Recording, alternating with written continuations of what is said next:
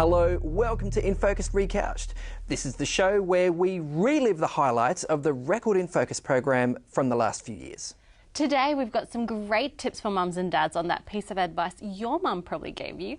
Don't eat so fast, chew your food properly. Yeah, that brings back memories. Yeah, and we'll also explore a book of the Bible that is a favourite with many Christians. Is it Ruth? Is it Psalms? Or is it Ephesians? You'll just have to wait and see. Oh, nice teaser.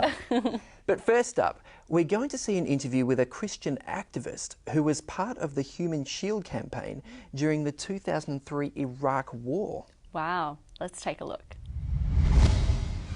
In 2003, coalition forces led by the United States of America, believing that Iraq was preparing to use weapons of mass destruction, began a bombing campaign that led to the invasion of Iraq and the ousting of Saddam Hussein.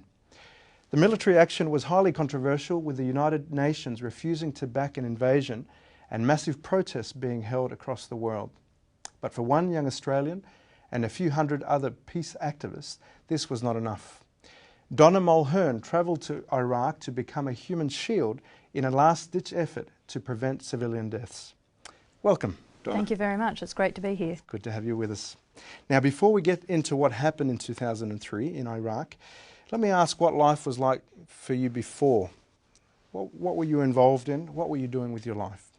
Well, I'm a journalist by trade, so that had been my background, media, and also I'd been heavily involved in politics most of my life. So I was working, my last job before I left was working as a media advisor to a minister in the New South Wales government. Okay. Now I had grown, how do I say, tired and a bit disillusioned with the world of politics. I think that might be easy to understand for most people.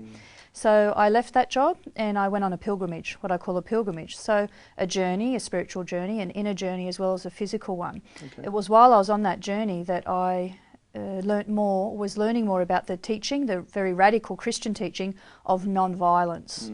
And so I was immersing myself in this teaching, I was travelling, and then in January 2003 I heard the call, which was literally a call on the radio. Now, the term human shield, a very emotive term. What does that mean? What does it mean to be a human shield in Iraq? It's based on the concept that some lives are considered more valuable than others. The base white privilege, you know, if you're white, if you're Western, if you're educated, if you're wealthy, that somehow the media, governments, commentators believe that your life is worth more. But there was a guy in the United States, a former US Marine named Ken O'Keefe, who thought that he could use this concept for good. So he said, well, it seems okay for the US government and their friends to go and invade Iraq and hurt and kill and destroy the community of these people because they're considered somehow different to us. And it's okay if we do that. He said, but what if we went there too? Us, white people. And our names were Karen and John and Donna and Mary, not Yusuf, Rehab and Ahmed. White Christian people. What if we went there and our goal was to protect sites, humanitarian sites from bombing, to show solidarity with the Iraqi people? What would happen then? So that was the concept of the human shield, to use the power we have as white Western wealthy people to try to protect the infrastructure of our brothers and sisters in Iraq. Now, that's quite an amazing step. For us here, we're so desensitized by the news. What was it like to be on the other side, there on the streets of Baghdad? What were the people like there? It was amazing to be there, because before I left to go to Iraq, I didn't know hardly anything about the place, and I was a relatively well-informed person, but I realised when I got there that I only had a collection of stereotypes, and so all I knew about Iraq was what I'd heard through the media. So Saddam Hussein, that was it. The first Gulf War, the United Nations sanctions. So I thought, well, it must be a pretty sad and miserable place. I thought it was a Muslim fundamentalist country. I thought the women were shrouded, the men were frowning, and nobody was having any fun. It must be miserable. When I got there, I felt very challenged by my own stereotypes, because not only were they not true, the opposite was the case. So what I found was a place, this place called Iraq, that was vibrant, colourful, full of life. Very secular Christian and Muslim communities living side by side in harmony, had they done for 1500 years. A great sense of cosmopolitan art, culture, history, literature, education, sculptures on the street, you know, classical music in the air, an amazing feeling of warmth and hospitality. Now, Saddam's shadow was there in the background, It was always there, but the people didn't let it define who they were.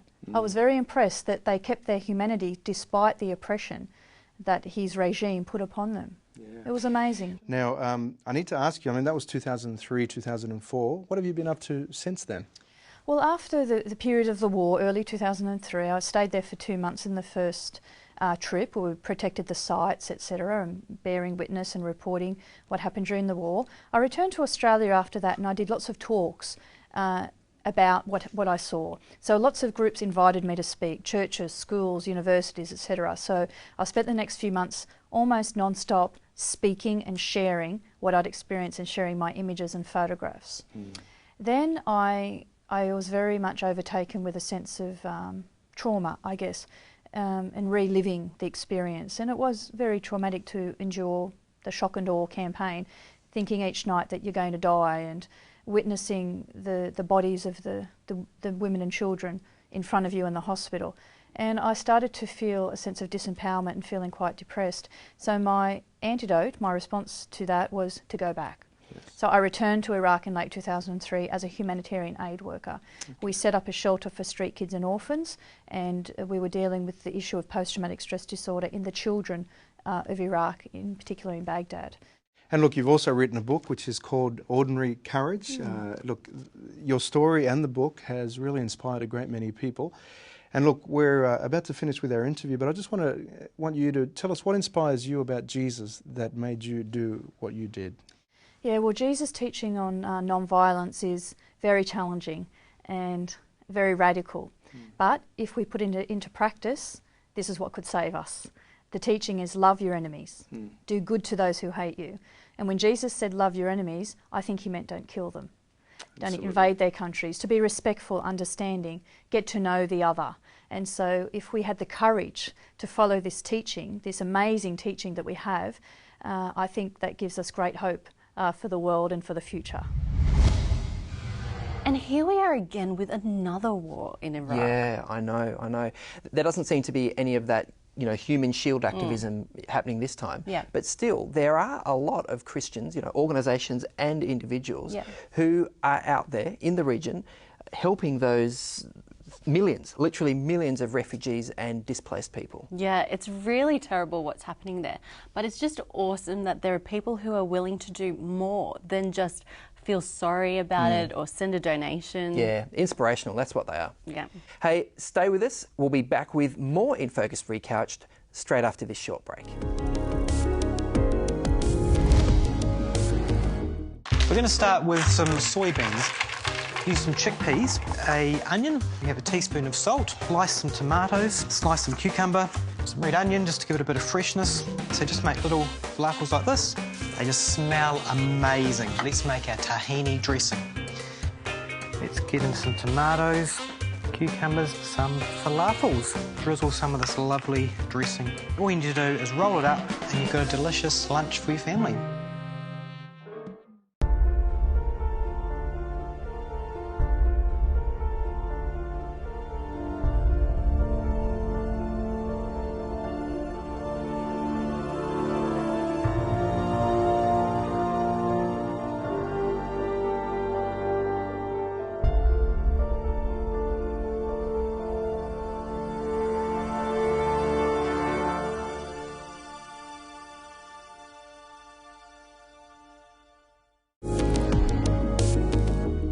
Okay, one of the most popular segments from the InFocus program has been Food in Focus, featuring, of course, Sue Rad. She really knows her stuff. So when she says, don't bolt your food down, you know it's time to listen up. Yeah, absolutely. I remember hearing about this professional rugby player who was forced to eat with chopsticks because he was eating too fast. Oh, wow, okay. Well, that segment coming up in just a second. But first, if you're thinking of having kids, and I know you're pretty clucky, Dora, let's face it, grab your calculator and start adding up some of the costs.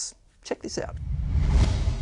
Now, I don't know about you, Trafford, but I'm finding that my wallet is being filled up less and less with money and going more to raising my kids. You are spot on. Yeah. It's getting costly, Danielle. Yeah. In fact, I reckon the last 5 years, particularly middle-income families, costs have shot up skyrocketed. Yeah, I know we've noticed that in our household. Yeah, for sure. it's really starting to bite in, and it's usually about food, transport, and recreation. They're the three big ones.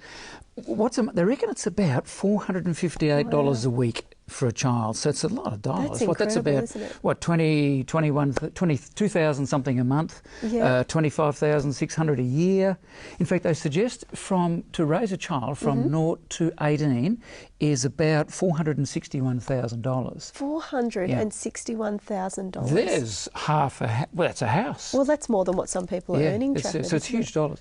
And they suggest for 2 kids from 0 to 21, the latest research come out, I think, it's about, $800,000 for that time period. Wow. What's interesting, Dan, is it's actually expensive. The older you get, the more expensive it is. So between 18 and 24 is the most expensive. So your children, you've got a few more dollars to go yet, Danielle. It's not cheap, is it? It's not. And I think a lot of the time it probably takes just thinking outside of the square. Would you agree? Well, it's got to be about some creative budgeting, some good solid budgeting. Yeah. I think it's about being sensitive to what's important, what are the real things we need to go for. The kids want everything. Is the wants the best? No, let's get what's best. But I think too, keep in mind, our kids are an investment in our future. Absolutely. In fact, there's been some really fascinating bit at the moment where research suggesting that a lot of countries, their birth rates aren't keeping up with what's necessary to sustain the future generations. Wow. And I think even in Australia, there's so many baby boomers, us guys coming through. Who's going to keep funding? They think in 20, 25 years, even China, with its one-child policy, may well be in trouble because they've kept that down, thinking of the population issues. But long-term, it's actually going to create some real dilemmas for them. So kids are important. Let's keep paying for them. It hurts, but we've got to do it. Yeah, we absolutely do. Yeah. And they're such little treasures in our life. Fabulous. And like you say, they're the future generations for our world. Fabulous. Thanks for being with us, Trafford. Pleasure. Do you remember your parents telling you that you need to chew your food 32 times? I had no idea that this was an invention by a bloke. He became a millionaire because he lectured everybody saying 32 times eat your food. Da-da-da-da-da. Sue's going to tell us, though, our resident nutritionist, that science now agrees. Well, science agrees that we should all be eating slower at a much more moderate pace.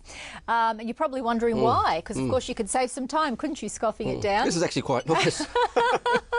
But what they found, quite a few different studies looking at both adults and children, looking at healthy people as well as those who have diabetes, if you eat rapidly, you are much more likely to put on weight as you get older, and also to have a higher BMI, higher body mass index. And if you eat at a much more moderate speed, you will consume at least 10% less calories, and you'll be more satisfied. You feel better. You feel better. How did you feel when you were trying to scoff that down to get onto air?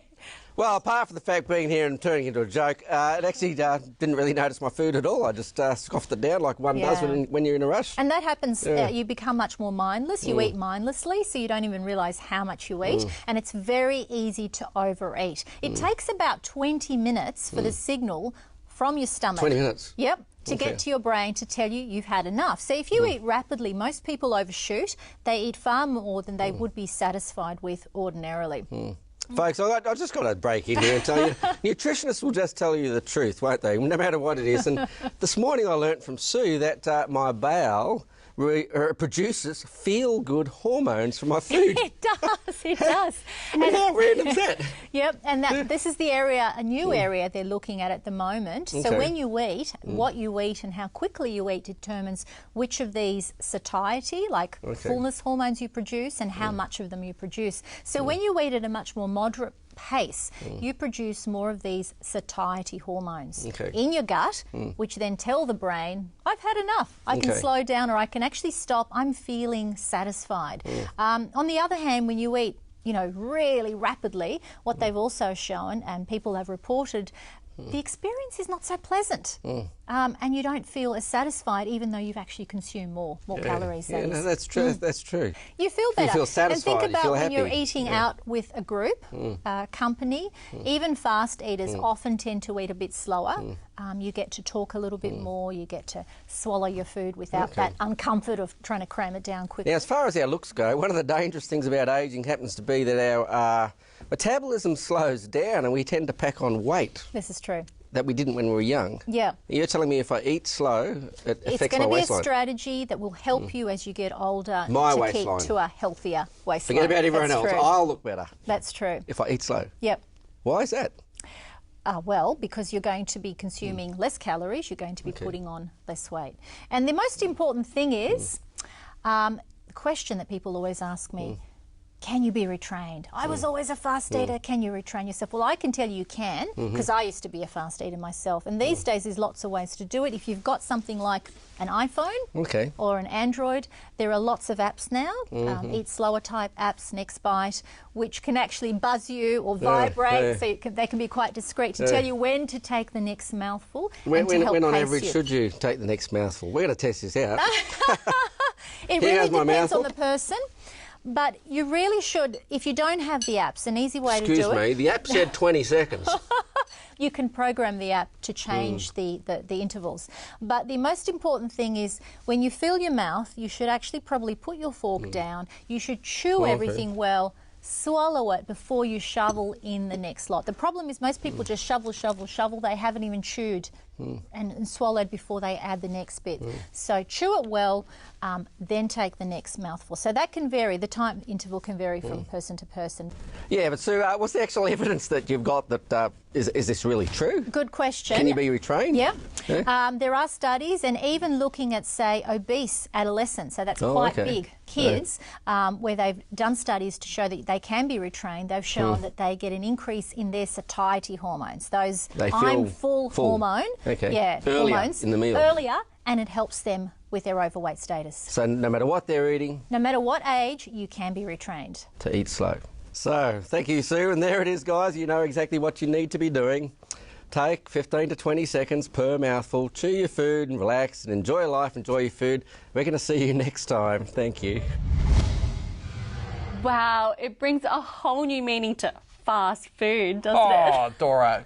Yeah, look, we've just got to learn to slow down. You know, we're always in a rush. Yeah. But I know you would agree, Dora, because she loves her food. But if there ever was a time to, you know, slow down and enjoy, surely it's meal times. Oh, yes, totally. We'll take a short break now, but we'll be back with more in just a second.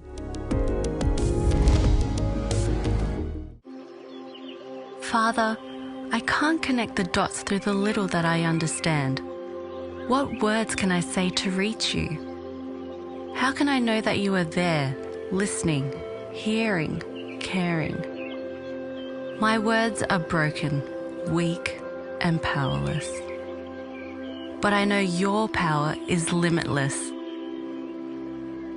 What can I say? Onions add great sweetness and flavour and a good base to any curry. Going to add some ginger, some garlic. Look at that, nice and chunky. So we've got our spices, gives it kind of a Sri Lankan feel. Add some tomatoes, tomato paste, some honey. Roasted vegetables in these kind of dishes are always great. If we add some creaminess to it, and that dish is now finished, ready to hit the table. I'd recommend you to give it a try, and it's so, so easy. Hello, welcome back. Now, Dora, do you have a favourite book of the Bible? Yes, I do. Proverbs. Wow. It's just full of little snippets of wisdom. Okay, well, I mean, for me, I think it's the stories. Some of those more straightforward books, you know, Acts or Luke. But as I get older, I'm developing more of an appreciation for the Gospel of John. And as you watch this interview with Dr. Kendra Haloviak-Valentine, I think you'll see how she was part of the change that's happening for me. Awesome. Let's take a look. Now, how are you? Very well, thank you. Good to be with you. Yeah, and welcome back to Australia. Thank you. I love Australia. It's sort of your second home, isn't it? It really is. Married an Australian, lectured at Avondale College of Higher Education, and yeah, north of here a bit. That's correct. And this book that you've just put together, Signs to Life. Yes. Some reflections on John's Gospel. You did this together with some Avondale academics, didn't you? I did. It really is the vision of Carolyn Rickett. She's a lecturer at Avondale College. We got to be friends and colleagues while I was here as a guest lecturer in 2009. It's her vision, and it's come to fruition. It has also the help of other contributors from Avondale College, Daniel Renault and Jane Fernandez. and a current student at Avondale College, who's also our book editor, Nathan Brown. Contributes. Okay. Yes. So, I mean, it's interesting that you've done that, because you head up the New Testament Studies Department at La Sierra University in California, don't you? Correct. So you're a theologian through and through.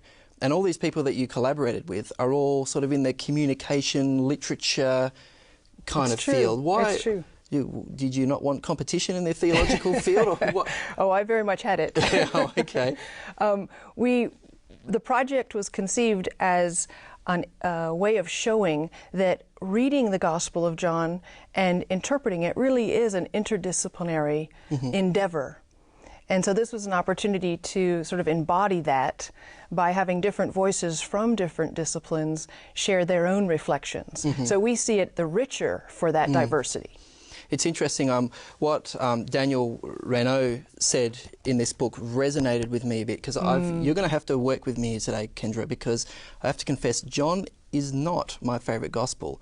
I like Matthew. I like Matthew and Luke. I find them much more practical and muscular. And I thought, John, I don't know, it's a bit floaty, it's a bit mystical. There's these like 3-chapter sort of, Jesus, gives these sermons to his disciples towards, before in the Garden of Gethsemane, or as he's approaching his crucifixion, and it goes on and on and on. I don't know. Pitch the Gospel of John to me. What's so special about it? It really is unique in so many ways. It seems to me that it is constantly focused on Jesus as beyond human. It's constantly saying that though his death is being anticipated, I think, in every chapter, that it's not a death of shame and agony, it's a death of glory and victory. So he's doing a different take than, you're right, Matthew, Mark, and Luke. There are a lot of dialogues in it, as you've noted, but I think that those dialogues are using a lot of symbolic language. It's a literary masterpiece, it seems to me, and I'm not saying the synoptics aren't, but it seems to me that it is a gospel that invites us to have an encounter with it over and over again, and that's what we're trying to exhibit in this book. In this day and age, people are struggling with, is the Bible a book of fables and myths? I guess people have been struggling with this for a long time, haven't they? Sure. And when they look at, Matthew, Mark, Luke, and they see this sort of strict chronology and things match up, and then they read John, and suddenly it's like, what? Jesus is clearing the temple twice? What? It doesn't seem to match up. And John seems to have a really different perspective on Jesus, which is why he's often grouped separately to the Synoptic Gospels. True. How do you make sense of that? I think he's writing in a different time and in a different context. So I think he's asking a set of different questions. I think he's asking questions such as, why hasn't Jesus returned?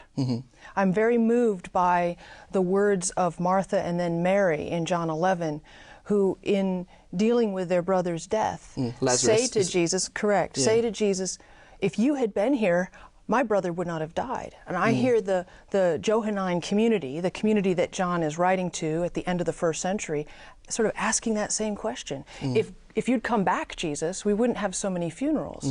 So I think they're wrestling with the delay of Jesus' return. I think they're wrestling with the nature of Christ. I think they're wrestling with what is our relationship going to be to the Jewish community that so many of us have come out of to become Christians, and yet Jesus hasn't returned. So I think they're wrestling with some questions that we're wrestling with today. So that's one of the reasons I find it so powerful. Yeah, it's interesting. As I was reading a book and reflecting on the Gospel of John, I realised that even though, as I said, I have difficulty with the Gospel of John, it's not my favourite Gospel, but I thought, but there's so many things in John that are actually my favourite. The story of the man born blind, for example, and the politics with Jesus and the Pharisees and the man's parents and all this back and forth, that's one of the most interesting narratives in the Gospel, I think. It is. Or is it at the end of John where Jesus is there squatting on the beach cooking fish? John 21, that's right. Over charcoal fire. Right. That's one of the most beautiful, friendly pictures of Jesus I think you see anywhere in the Gospels. Is that what John's about, giving us a fresh picture of Jesus? I really think that's the case. Yeah. And with these new stories causing us to re-encounter Jesus, maybe for the first time, but maybe not. There's a verse at the end of chapter 20 that says, "These are written that you may believe." There's many other things I could have said, but these ones are written that you may believe that Jesus is the Christ, the Son of God, and that by believing have life in his name. There's a way to interpret that verb in the Greek. Believe? That would be, yes, that would be, these are written that you may continue to believe. So some people wonder if maybe this wasn't written to convert new believers as much as it was to encourage those who had already become followers in Jesus, but needed encouragement, needed to be reminded of how to, where to focus their faith and how to have. So it's interesting though, isn't it? Because you'd think, like John would have done what Luke did. If he wanted people to believe, he would have set out an orderly account of, you know, the stories that were handed down about Jesus and tried to put some hard evidence in there.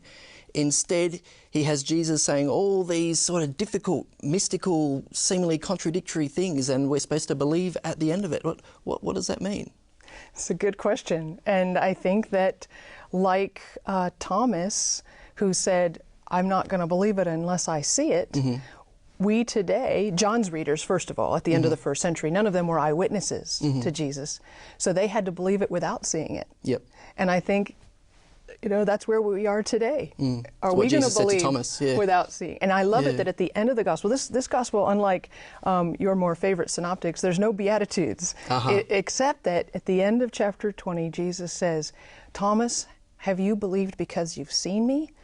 Blessed are those who haven't seen me and yet have come to believe." Yeah, and every time I read that, I think, that's me. Exactly. Yeah. That's where we are today. We're not going to have a chance to put our hand on the scars in Jesus' hands, but we're still called to believe. Wow. Believing without seeing. Well, hey, thank you for your contribution. I was going to say to scholarship, and there is definitely scholarship in here, but it's also quite readable for a general reader, isn't it? We're trying to make that bridge between the exciting engagements with texts that happen in the classroom environment with what happens in our daily devotional lives.